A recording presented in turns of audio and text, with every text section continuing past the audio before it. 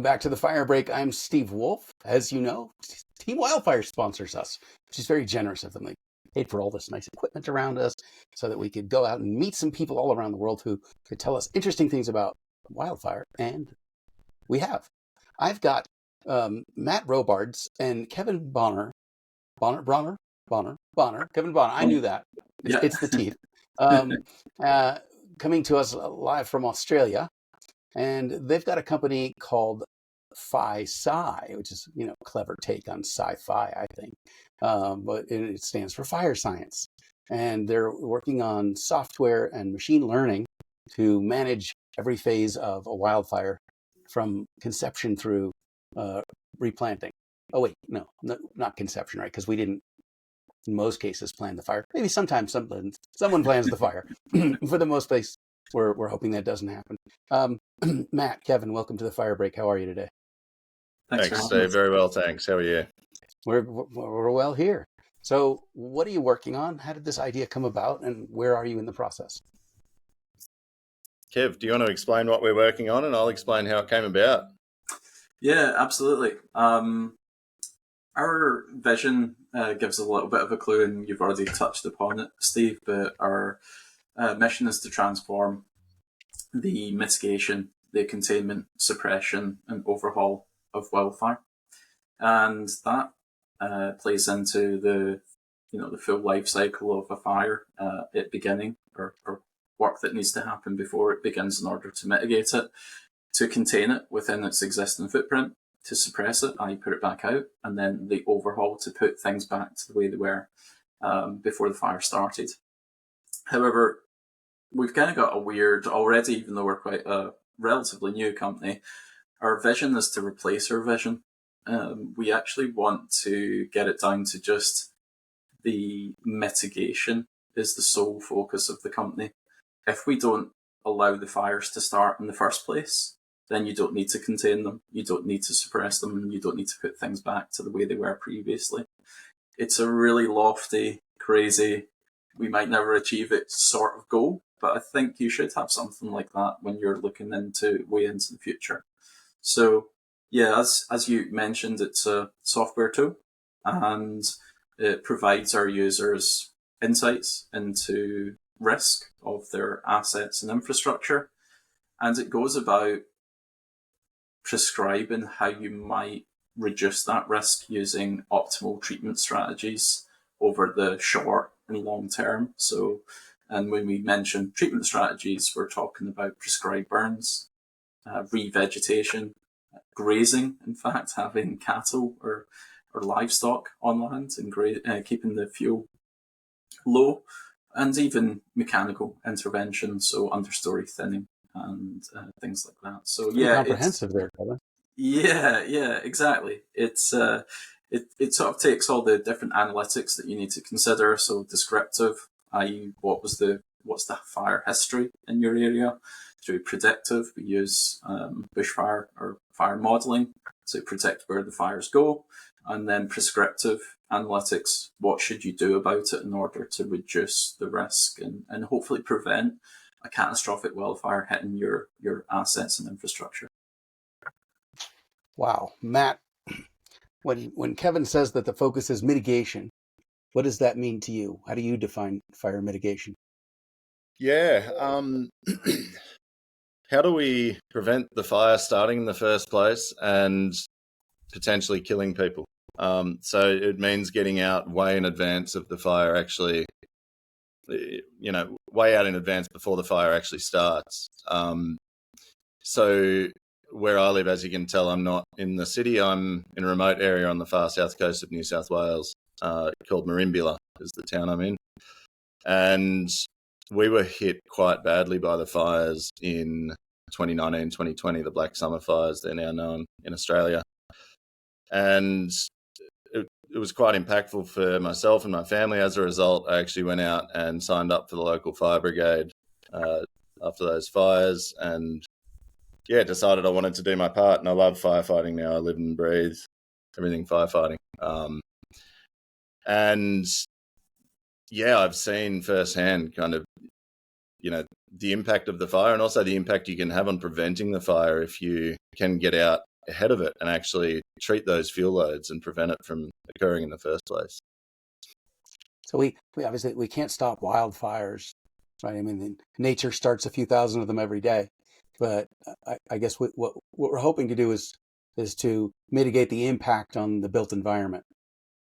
Exactly. I mean, the factors that affect wildfire are fuel, terrain, and weather. You can only control one of those things, and that's the fuel. You can't control the terrain. I don't know about that, Matt. I'm working on the other part. Yeah. Yeah, we're working on controlling the weather now, because on a fire line, right? We talk about hundreds of acres or hectares of fire, right? Well, that's just referring to the part that's already burnt, right? And then you have the threatened assets. That's the part that haven't burnt yet. And then you have that line where the actual combustion reaction is taking place. And the only, as far as I can tell, the only weather that matters is what's going on right at that point where fuels are being converted into oxidated fuels. And if right at that point you can control the temperature, you can control the wind direction, or you can control the humidity, you can stop a fire.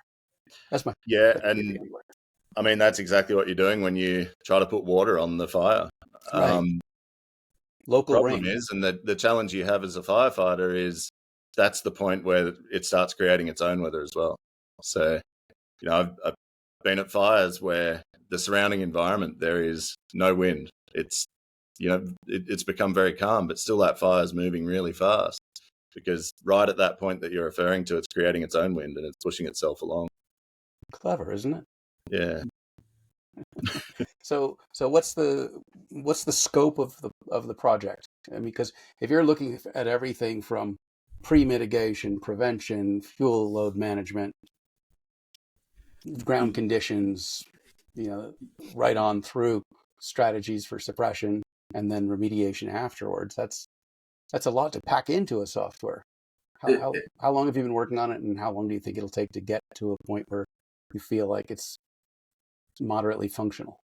Yeah, I think it's really important to have focus. So when I talked earlier about the idea to supplant our vision with just the mitigation side of things, that's kind of where our focus is as a relatively early stage startup. We are focusing 100% just now on mitigation. Now, that's not to say that in the future that we might not put time and effort into the suppression, containment, and overhaul, but we're seeing others in the industry focus on the suppression, so the identification that there is actually a fire happening, the containment, suppression, and overhaul. It seems as to me, anyway, in my opinion, which doesn't stand for a lot, but my opinion, regardless, is that there seems to be a lot of focus from private companies going into those areas where we've seen. You're breaking up a little bit there. Could you just repeat that part about what you said the focuses that you're seeing are? Yeah, like as in terms of what we're seeing the focus on in terms of private companies, they are focusing on more like the identification that there's a fire in the first place, that it needs to be suppressed, it has to be contained in some way. So we've seen that there's a gap around the mitigation in terms of preventing fire starting in the first place. So where we have put all of our focus in for the foreseeable future is exactly that. What can we do? What part can we play in order for our users to give themselves the best chance that a catastrophic wildfire doesn't happen in the first place? Yeah, I'd echo that by saying that when it comes to investment dollars as well, there's a lot more investment seems to go into actually dealing with a going fire. It's a much more attractive thing to deal with, but the needs and the desires that have been expressed for where we need technology to focus is actually preventative. It's the upfront piece. So we need to get to where the investment is matching where the need is, as opposed to where it is today, which is it's much cooler to say, we do X, Y, and Z to put out a fire or to stop a fire, and it looks great to do that, but we need to get more attention and investment dollars focusing on using tech to actually prevent the fire starting in the first place. So I'm curious about just how you define investment. Do you define investment as what's being spent by the government towards supporting different types of efforts? Or are you talking about actual, venture capital, private equity investment? Both. Well, because I see a Both. lot of the VCPE side, going into software projects, satellites, sensors, cameras. Yeah, there is a lot. A lot of the satellite work is in detecting hotspots, which by nature is a fire that's already going. There's some satellite technology now going into monitoring fuel conditions and things like that as well, which is much better for upfront preventative measures. But yeah, I think there's the 𝐿 wildfire at the moment, for example, is a huge prize aimed at detecting and extinguishing a fire in its incipient stage, so before it actually gets out of control, which is fantastic, and we absolutely need to do that. But I'd like to get the world to a point where we can't detect the fire because it didn't happen. So when conditions are hot, dry, and windy in a remote area, and there's a lightning strike or something, like, you're going to get a fire. Absolutely. Yeah. I'm using hyperbole a little bit when I say get the world to a point where we don't see any fire. We don't want to see fires that are impacting civilization in the way they have been recently. Yeah. Okay. And where do you put smoke in that? Kev, do you want to talk about smoke a bit? Yeah, smoke's a really interesting one because there's when we were doing research into smoke, it actually uncovered an industry that we didn't know would be impacted by it as much as it was. So in terms of the industries that we can service, it's really simple. It's just anyone who's got assets or infrastructure on fire-prone land. And quite often what happens is those industries put their infrastructure on fire-prone land because there's benefits to that. So I'll give you an example. Renewables. You put renewables like a wind farm up high that's got access to wind, and that's where a fire likes to go. It likes to go up. And the same goes with solar panels. You want to put solar panels where they're close to, it's flat, but it's also got access to good sunlight. The one use case in terms of smoke that was interesting was wineries. So what you would have thought is that if you've got a lovely, I guess in California would be, you've got a lot of wineries over there. It's no different in Australia. We've got lots of wineries round about us. And you think just the fire alone would be their primary concern, but it's not. It's the smoke. If smoke gets into the grapes, into that year's harvest, then it can completely ruin that winery's batch of grapes. It's called smoke taint. And it's a very well-known thing both in Australia and in the US, which we had no idea about at the time, but it can completely write off your harvest for that entire year if a fire and the subsequent smoke gets into those grapes. So there's been studies that we've looked at by some universities over here saying that if you do prescribed burns, they will have less of an impact and effect on the grapes versus a catastrophic burn, because prescribed burn by nature is controlled. The fire won't be as big, therefore the smoke won't be as much.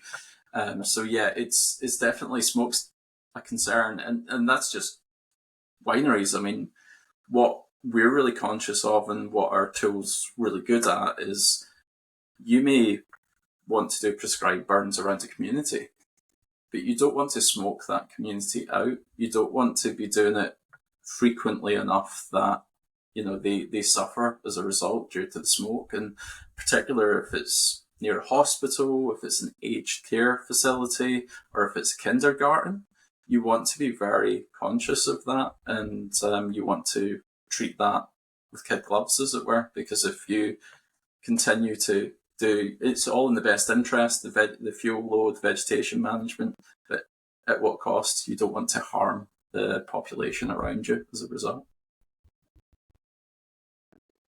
Matt, what do you add to that? Particularly around the prescribed burn perspective and the effects and impacts of smoke from prescribed burns is something you have to be very cognizant of. It's actually fortunate that you're talking to me when you are, because in a few hours' time there'll be some smoke wafting over from just behind me there. We've got some forestry burns happening today to mitigate the fuel loads around here. And that's one of the constraints that you really have to consider when building a burn plan for a region, and you build it out over several years to try and minimize the impact of smoke on the local community. You want to treat as much of the fuel as you can, but recognizing that once you get above literally a handful, maybe 2 burns of a certain size, then that's more than that community can handle in a given year. And so you need to come up with the optimal mosaic over the area to actually not impact the community, to utilize the resources you've got in the best way possible and bring those fuel loads and hence the risk down as low as possible. Yeah.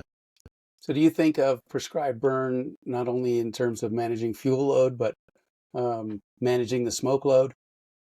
That a prescribed burn is going to, well, it's going to ensure that you're breathing smoke, but a little bit, versus in an uncontrolled fire where the smoke levels are just not survivable.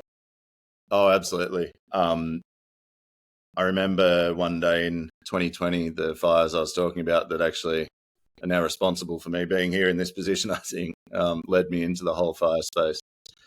The sun disappeared at about 3 o'clock in the afternoon. The smoke from a fire, which was, I think it was still about 100 kilometres away, the smoke from that fire literally blacked out the sun for 24 hours. I don't mean it went darker. I mean, it turned to night. Wow. Yeah. So, yes, I'll take a prescribed burn over that any day. Right. So you divide the fuel load up over the number of days that you want to burn it rather than have it burn all at once. Exactly. I see. So I guess it's one thing to sit at the keyboard and figure out what the best way to go about fire planning and mitigation looks like. And then you get to the realization that you don't have control over many of these factors because of either political will, political climate, budget, existing policies, willingness of the community to participate in these activities. So at some point, the success of all these plans becomes a marketing challenge, right? We've got an answer. Now, how do we sell this to the people who have the authority and the budget to implement it? How do you go about that? It's a pretty horrific marketing policy that you sometimes have as well, because sometimes your best marketing policy is an uncontrolled wildfire, which is pretty grim and horrific to think about, really. I mean, we've got fires just now in South Australia and Tasmania. More famously over your side of the pond, you've had the fires in LA, and more recently there've been fires further south in Texas. So that usually brings focus, and it means that folks who want to mitigate that risk are out there actively looking for solutions that can bring about a better way of managing wildfire rather than letting it get to what we may have seen over the last couple of months and years. So it's pretty grim. Like, that is one of the marketing things that we see in the wildfire space. But generally, when we reach out to people in different industries, whether it's the power transmission and distribution companies, whether it's carbon abatement firms, and so on, they're very aware of the dangers and the risks to them. They just have no way of then taking those fears and doing something about them. We've had many conversations where people will say, I've got all this data from different sources. There's no way that I am able to consolidate all of this information in one source that would then allow me to make a decision about what I should then do about my property or my particular conditions in order to reduce my risk to wildfire. So we find that the industries that we talk to, which is just about every industry you can think of, are very well educated and understand the risk to them, but they just need someone or something to give them a helping hand in order to work out what they should then do about it. Matt, how do you see those challenges? Yeah, so I think community awareness is a huge part of what we need to target. We put out a LinkedIn post just this morning, actually, around the benefits of good fire. I think there's a fear of fire in general, and when you have horrific events like Australia's Black Summer or the recent LA fires, it's, naturally it's a natural human instinct to be scared of fire, and there can be a stigma around fire. But raising community awareness around the benefits of good fire, that there is actually good fire and bad fire, and the benefits of good fire. And, you can imagine the forestry burns around here that I was talking about a second ago. You can imagine the fear that some of the community will experience if they didn't know to expect that, or, they see the smoke coming in. There are a lot of people still suffering from the trauma of previous fires. That smoke will bring things up for those people, but this is good fire. This is the fire that will actually save them from that happening again, and raising that community awareness. Community awareness ultimately flows into government awareness, I think. So yeah, we need to keep pushing out material like this, raising people's awareness that good fire is good. So how do you divide your efforts between writing, code and analyzing the situation and softening the beaches for adoption of what it is that you're suggesting? Yeah, this is the challenge of startup. There are only so many hours in a day, and there's so much to be done. I'm not sure what the good answer is. Not sleep, maybe. No, a lot of people have tried that, myself included. It turns out to be not such a good strategy. Especially if you then have to go out on the fireground. You don't want to do that with no sleep. Right. And the same thing about approaching just about everything else is a good night's sleep. You'll get a lot more return on every hour of work. Absolutely. I think it's a really important point you bring up, though, Steve, because it's focus. It's, as I said before, like our vision was all of the caveats of a wildfire life cycle, but we decided to focus on mitigation.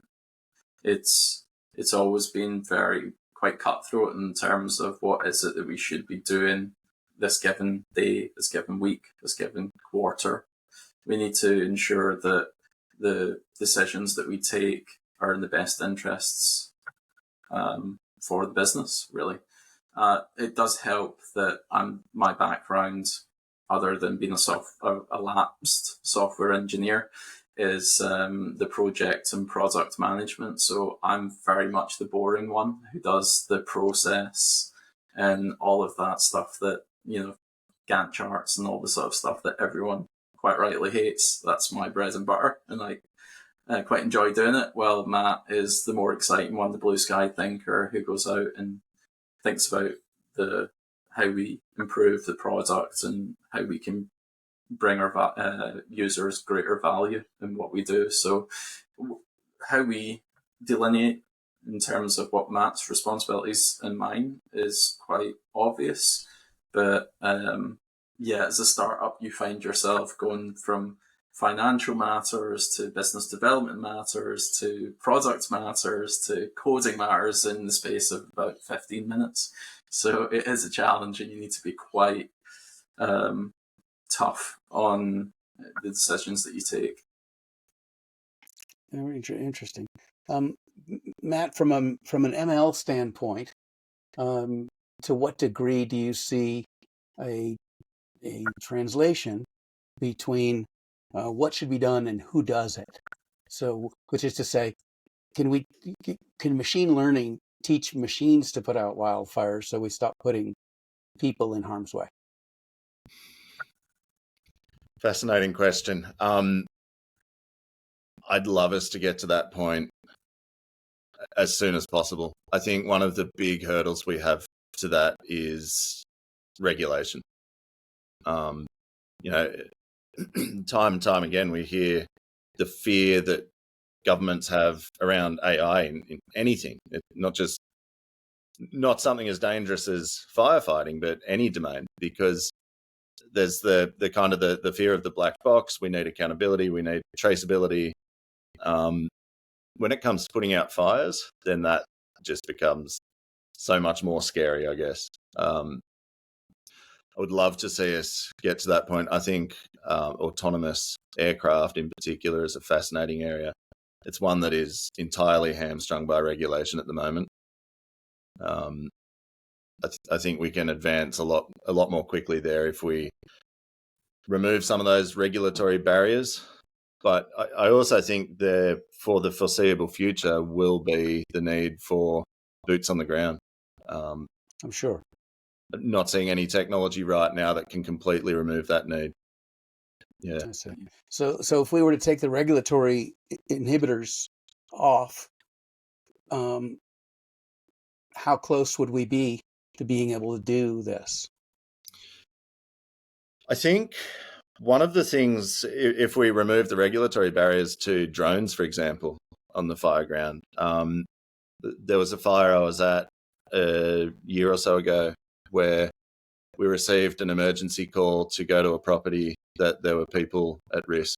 And we got to that property and the driveway was completely engulfed in flames. There was no way to get the truck into the property. Even from kind of the road at the front, the radiant heat from the flames was it was searing hot inside the truck. It was impossible to get in there. And so we made the decision that we couldn't. It wouldn't be safe for the crew to go in. As it turned out, it was very fortunate. There was nobody in that property, and so there were no lives at risk. And that's a decision of the crew at that point in time. With drone technology, we're talking this driveway is hundreds of meters long. It's not a suburban driveway. It's a rural property. And so we could have put a drone over and into that property to see if there are people there and lives at risk. You could easily see the headlines if it was the other way around and we did decide to take the risk and go into that property. It could have been overrun by a fire. You could have a truck full of firefighters that are dead for nothing because there's no one in that property. And so, that's one of the things I've seen firsthand, where removing the regulatory barriers would enable such greater intelligence on the fireground for us to make it so much safer for firefighters and just make the decision-making process so much smoother. And presumably the restriction on aerial drones is simply so that they don't interfere with manned aircraft. Is that right? Exactly. And that's a very valid concern. Don't get me wrong. I mean, it does. What are the worst days that wildfires occur on? It's hot, dry, windy weather. And those winds could easily sweep a drone into the engines of a manned aircraft, which is a very bad thing. So I completely understand the safety reasons behind those regulations, but I think there's got to be a way that we can account for both and enable both to happen. Well, is there a temporal factor there? If you have no aircraft on the fire, are you still restricted from putting your own drones up? Well, exactly. So if I recall correctly, the story I just told you was actually at nighttime, and water bombers don't fly at night, at least here in Australia. So there were no water bombing aircraft in the air. So it would seem logical that it would have been safe enough to put a drone up. Oh, wait, now you're trying to combine logical with government policies? Apologies. Yeah, I make that mistake from time to time. Right. So if you could gather data on a fire, if you had wind speed, location, direction, topography, fuel load, fuel moisture, humidity, terrain, wind movement, etc., and you could, get lots of live data on a fire, could you then develop an ideal suppression plan based on the resources that you have available? And do you think that AI could develop a better optimized suppression plan than people who say, I've been doing this longer than you've been alive? I would always say, like, in terms of what we are bringing, it isn't to replace, it's to augment the decision makers. I think that's really important to stress that. We, in no way, shape, or form, think that the final decision should be taken by certainly our software application. It should be done by a person with the experience and authority to do so. That being said, where we actually originally started as a company was around the containment of a fire before we put all our focus into mitigation. We thought that AI would be really useful around optimizing resource management. And by resource management, I mean the appliances that you need to use in around the fire. So in particular, heavy plant like diggers and JCBs and water tankers and things like that. Having them effectively moved around the fire and being at the right place at the right time and doing the right job for the capabilities that that particular appliance might have was something that is good for, as AI can do very, very well. We'd seen examples of how it was done today in Australia, where it was a physical map and yellow sticky notes to denote where that particular vehicle was at any one time. And that was, it left the opportunity to optimize that fairly open. And we thought, yeah, we could do a better job here. And so that was where we originally started. So we do believe, and it might be something that we go back and revisit, that using AI to optimize resource management in containing fires could be something incredibly useful. I think it's also important to remember it doesn't matter how many resources you have. When you get a situation like the LA fires, you're not stopping them. It's about putting those resources in places to do property protection and try and prevent the impact of that fire on various properties as it passes over. You're not optimizing to stop that fire at this point. It's, that fire's out of control. Yeah. So at that point, you have to prioritize the assets that are at risk and decide which ones you're going to extend resources to protect and which ones are on their own. Exactly. Yeah. And I guess you spoke about having all the data inputs and things like that. One area where we could potentially apply that data to make really good decisions is which assets are defendable and which are not. Is it a waste of time sending resources to this asset to defend it? Because all those variables you mentioned, the fuel loads, the fuel moisture content, the terrain and topography, is it such that actually that asset just can't be saved? So definitely you could apply that data and make decisions there, but that's also a very difficult, in many ways, ruthless decision that nobody wants to have to make. And do we want machines making that decision on our behalf? Right. I think they couldn't. And hopefully the software would have a place for user input there so that you could order the values at risk there. But in all likelihood, I would imagine that the resources that we'd want to protect, were in more hardened areas. Exactly. Yeah. I would say if you have a fire coming through, probably one of the key thing you might protect would be like a nuclear power plant, because the consequences of that burning could be catastrophic. Yeah, so this conversation has actually naturally kind of gone through the cycle of thinking that's led us to where we are as a company. It's come back around now to actually, how do you harden before the fire starts? And this it's that line of thinking that led us to build the software that we've built. It's going through all of this. All right, how do you respond to the fire? How do you make these decisions? And then actually, wait, let's make a world where we don't have to make those decisions because we've prevented the fire in the first place. And so you've got the nuclear power plant. How do you harden it? Where will the worst fires come from? How do you ensure that you've mitigated against those in the first place? Yeah. So, yes. it was very much, as you probably can see, Matt's passion for this particular problem, his passion around fire, that made it a very easy decision back in July 2024 for me to jump on board and try and do something about it, to found Fi-Sci, such as we did. Even though it was something I knew absolutely nothing about, and I don't claim to know a huge amount more other than what Matt has been able to help me understand. The passion does rub off, however, even if I'm not a world expert on these things, the passion to, do something about a very relevant problem means that the 10 months that we've been doing this for has been really, really hard work. It's been the hardest that I think both of us have ever tried at anything we've ever done before, but it's been so enjoyable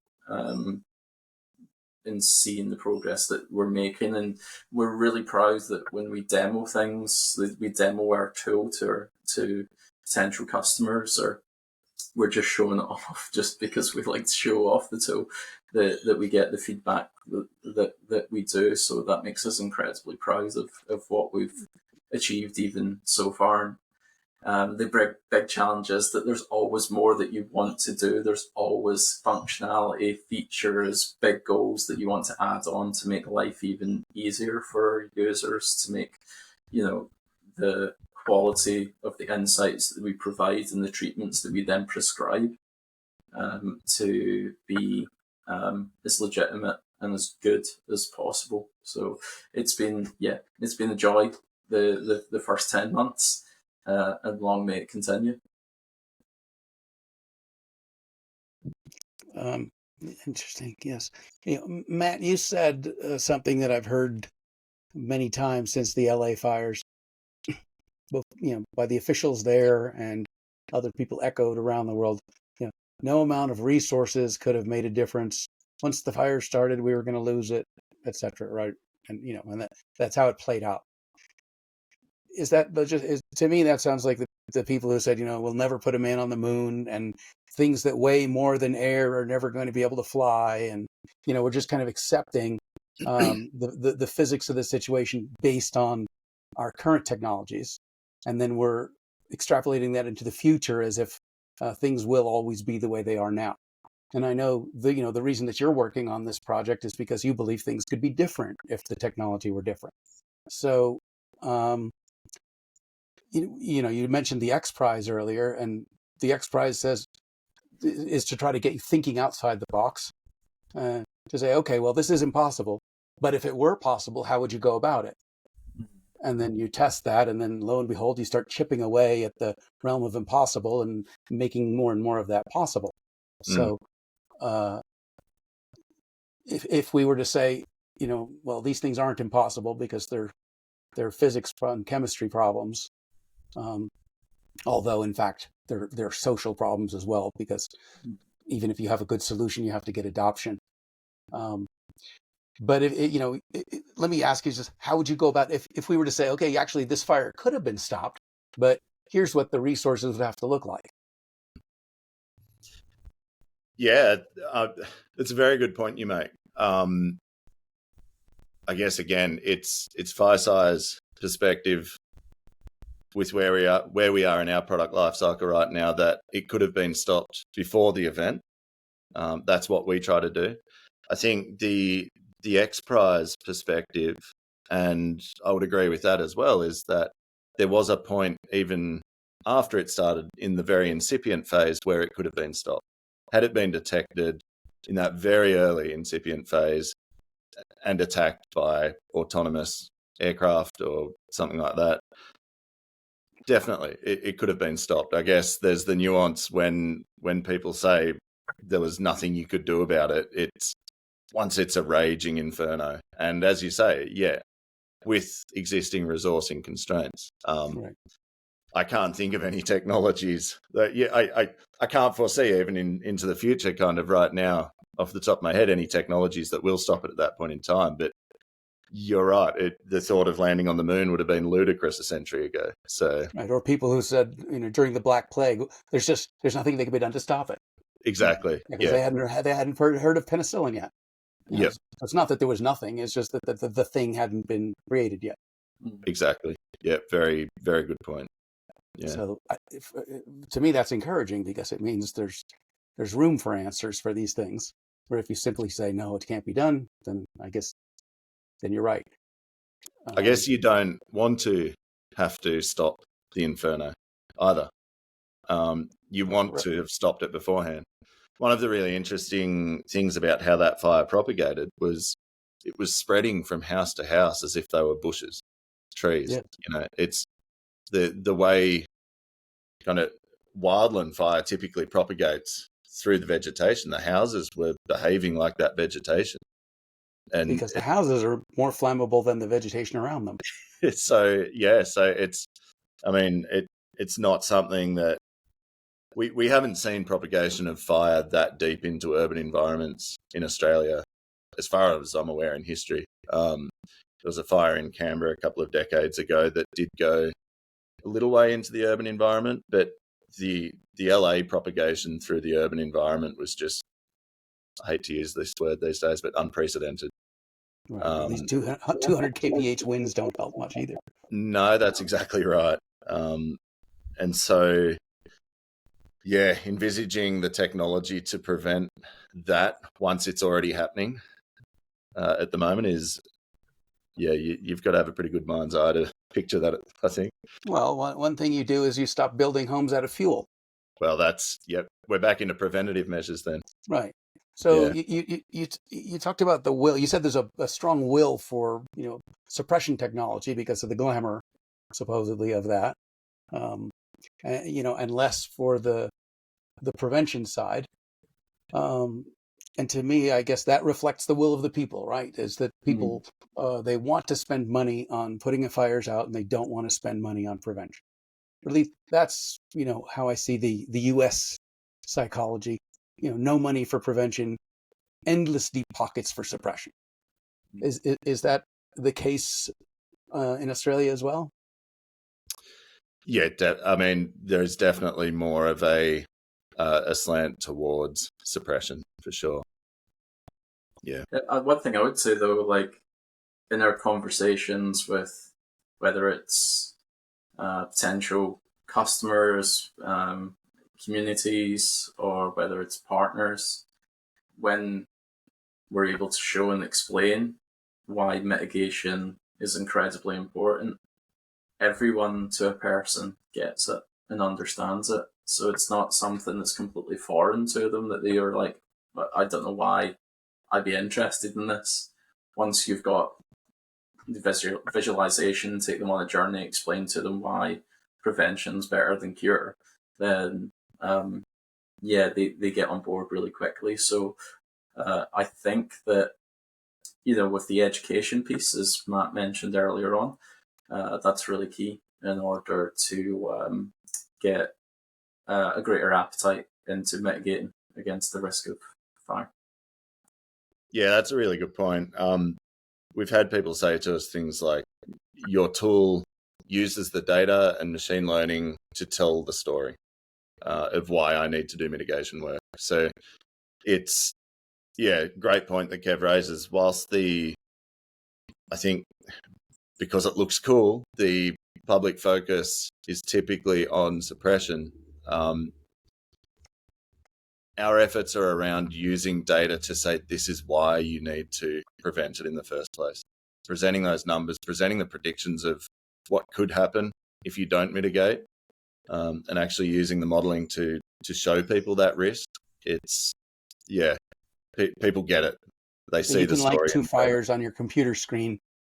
Exactly. One in a mitigated area, one in an unmitigated area, and show the difference in the results. In the exact same place. So we can do here's how the fire will propagate if you do no treatment, and then we can put the treatment plan in, prescribe burn, for example, and show in the exact same location the difference in behaviour of that fire as a result. And that's really powerful. I mean, I'd say I'm probably in the majority of the camp here that getting told something is less effective than getting the visualization and showing the actual benefits of doing something like that. So I think, again, that's possibly why when we get the chance to get in front of people and show what, the outputs of our tool, that gets them excited and bought in. And we'll also project that out into the future for the users. So we'll show you can load in an entire bushfire management plan for the area and then project out into the future. And we can say on the 14th of May, 2028, this is what the fuel loads will look like. This is how the fire will behave under the plan that you've put together. So a prediction of how it will behave under that plan.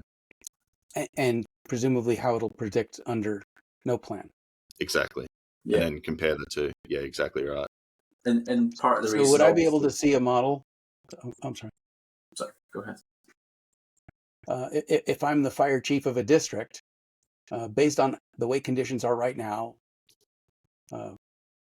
mitigated, partially mitigated, unmitigated, whatever they might be, you could show me how fire is going to behave each day. Right? Each day I show up and I say, okay, if a fire starts here, this is what it's going to do. And then based on the probability of that, I may pre-position assets. Yeah.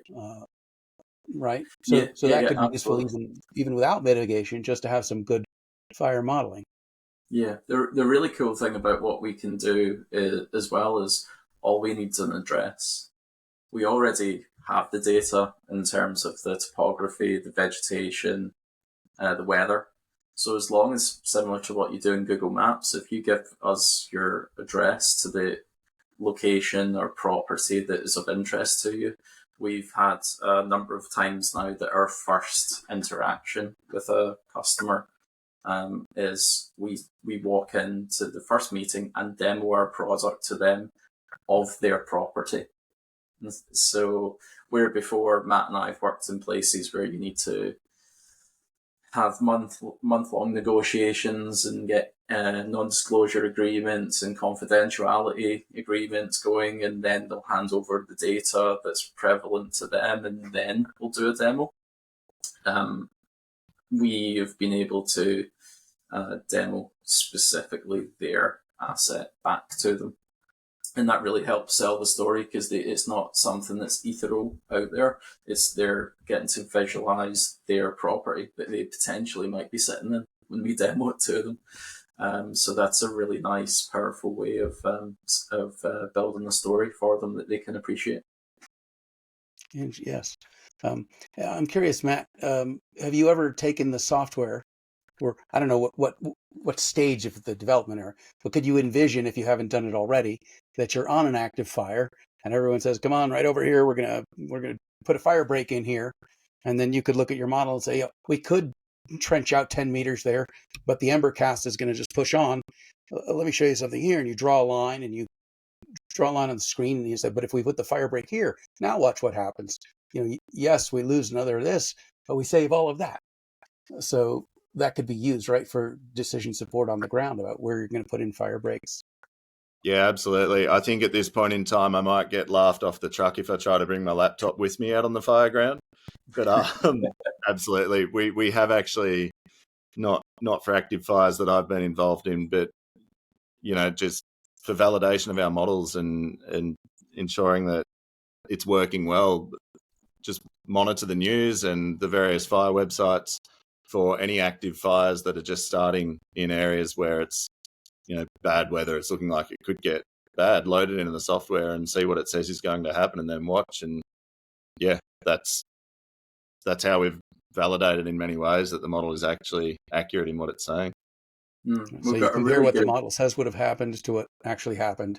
Exactly. You know how close you are, and that seems to be a. Yeah, sorry, I was just going to say, we've got a really good example of what Matt just said there. There was actually just a couple of 100 meters down the road from where I live, there was an escaped hazard reduction burn. So the RFS were performing a hazard reduction burn, and it actually jumped containment lines and threatened the local community. And there was helicopters going over my property, and there was an evacuation order, and my friends who was away at the time, I had to go and rescue their dog and bring them back to here. However, afterwards, we were able to perform a retrospective where we knew the outline, the behaviour of the fire. We were able to plug in the weather conditions. We knew what the topography was, and then we ran our fire spread model, and it was uncanny how the fire spread model followed the path of what the fire actually did 2 days before. That felt like a really big, put your fist in the air moment and celebrate, because it really validated our tool, or one aspect of our tool, the modelling part of it, that we were onto something and it was legitimate. And how do you compare your approach to how other people who are working on a similar problem go about it? So, right now you've got, fire prediction modeling from 𝐃𝐨𝐧'𝐭 or from, Intera or from Aurora Tech, or, many people working on this project. And thank goodness a lot of people are working on it, because there's enough fire for everyone. But is there a way that you distinguish your strategy from those other people are using? Yeah, it's hard right now for us to compare to those. We're primarily monitoring Australian fires at the moment, and Australian fire behaviour models and fire spread is quite different to in the US. Totally different fuel types, and different models typically used for those. Our predictions are from physics-based models at the moment, building off kind of the state-of-the-art published models coming out of Australia for Australian vegetation. Our ambition is to very soon kind of do a combined approach of the physical model and machine learning. We firmly believe that neither of those approaches are perfectly suited to solving this problem. It's a physical model misses a lot of data that a machine learning model could incorporate.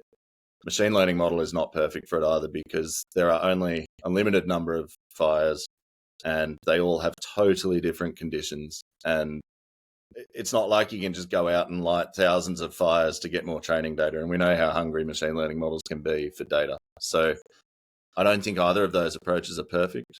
Our goal is to augment them into a model that's better than any one of them.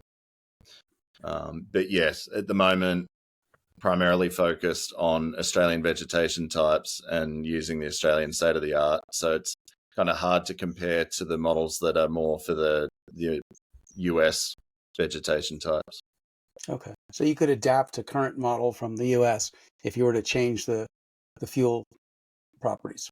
Absolutely. The US, the standard model that is used, physical model that's used in the US, is easy to load into our software.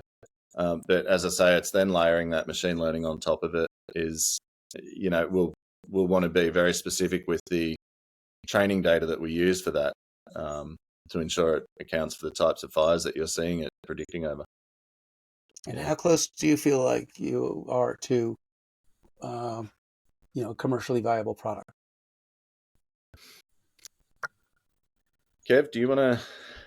Yeah, so at this moment in time, our long-term goal is to offer this as a SaaS product, software as a service, so that we provide our customers login details and they go and draw their own insights.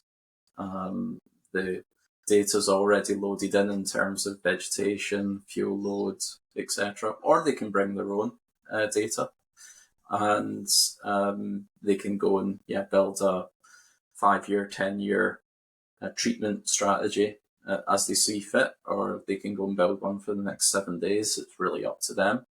So we're building it towards that end, that it's really intuitive, relatively simple to use, so that a wide range of stakeholders can gain value from it. For now, we offer it as a managed service where Matt and I will build the projects and the insights and then present them back to customers. And we actually have customers signed today that are gaining insights from our tool, which we're really proud of. It's very much at this stage just building out so that in the future we can offer that SaaS solution to them. Well, it feels like you're in the right climate for that. I'd say on a per capita basis, there's more wildfire or bushfire innovation going on in Australia than most places. Yeah, and the really happy circumstance from doing the managed platform is you're embedded with the customer, understanding their processes, understanding their wants and needs. So it's actually really useful to build out our roadmap for the future as well, like to validate. There's no point in building something great that no one wants.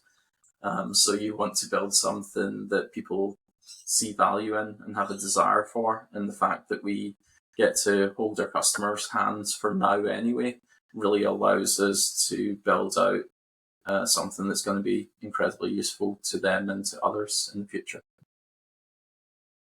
Yeah, fingers crossed. Matt, do you want to add anything to that? It was coming through a bit choppy. I'm sorry. It was a bit hard to hear what Kev was saying. Well, I'm hoping that when it uploads, it'll all be beautiful. Everyone will know what you said. Yeah, sorry. I want to thank you both so much for giving up an hour to share with me and our viewers and listeners on the project that you're working on. If folks want to get in touch with you, Matt, what's the best way? Our website, hit contact us, or on LinkedIn, or alternatively, fi-sci.ai. That's fi sci.ai. Wonderful. Well, thank you both so much. I'm really excited about what you're working on. I hope you'll share some screenshots with me as the development moves forward. And I suspect that at some point you'll be working in partnership with some other people who are working on similar things, so that you all have the efficiency of scale there and grow. So best to both of you. And if I find myself in your neighborhood, I'll definitely stop by. Absolutely. Take care. Thank you, Steve. Thanks so much. Kevin Bonner and Matt Robards from Fi-Sci, fi-sci.ai. Check them out on the web. You've been watching or listening to The Fire Break. I'm Steve Wolf. Thanks so much for joining us right here. A lot of innovation out there.